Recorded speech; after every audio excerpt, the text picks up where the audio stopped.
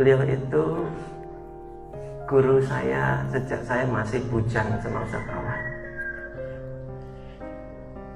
Tempat kami dulu ketika merantau di Jogja bingung mau belajar kemana, belajar agama.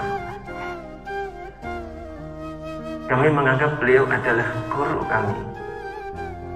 Sampai ketika lulus saya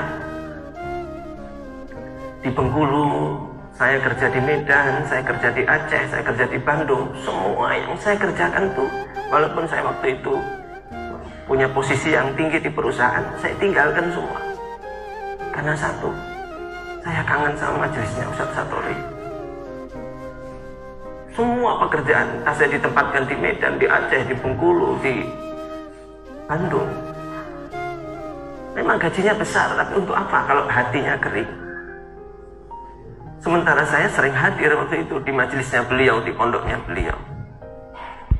Maka bagaimana bayangkan seorang murid yang pergi, yang biasa ngaji sama gurunya, harus pergi dari gurunya, meninggalkan gurunya dengan hati yang kering. Tapi yang lebih dari itu penderitaan sebagai seorang murid adalah saya menganggap beliau guru saya. Tapi saya tidak tahu apakah sampai hari ini beliau menganggap saya sebagai muridnya. Kita sering ngaku-ngaku, saya muridnya ini, saya muridnya guru ini, guru itu. Tapi belum tentu guru itu mengakui kita sebagai muridnya. Dan itulah penderitaan seorang murid ketika seorang guru tidak mengakui muridnya. Itulah penderitaan.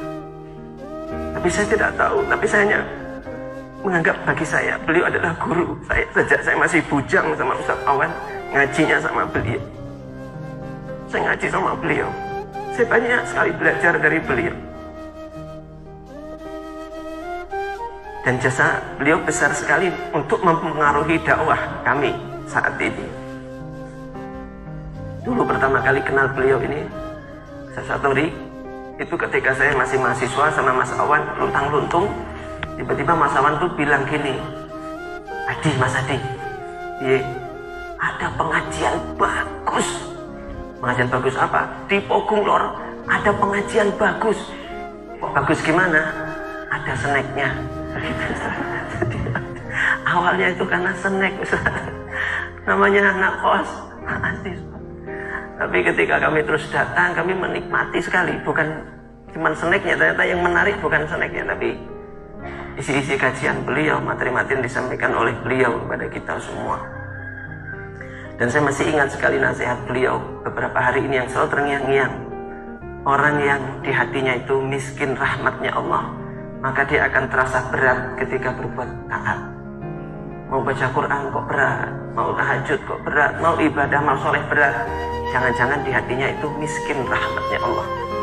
Tapi kalau di hatinya itu kaya, berlimpah rahmatnya Allah, maka dia akan mudah untuk mengerjakan ketaatan.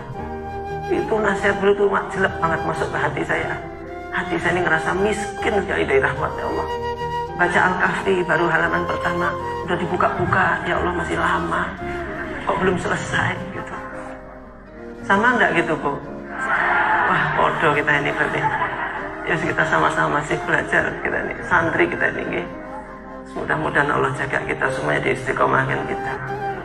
Saya selalu mendoakan beliau setiap hari, saya mendoakan beliau, saya sebut nama beliau setiap hari. Karena saya tidak ingin putus sambung ilmu, keberkahan ilmu beliau kepada saya.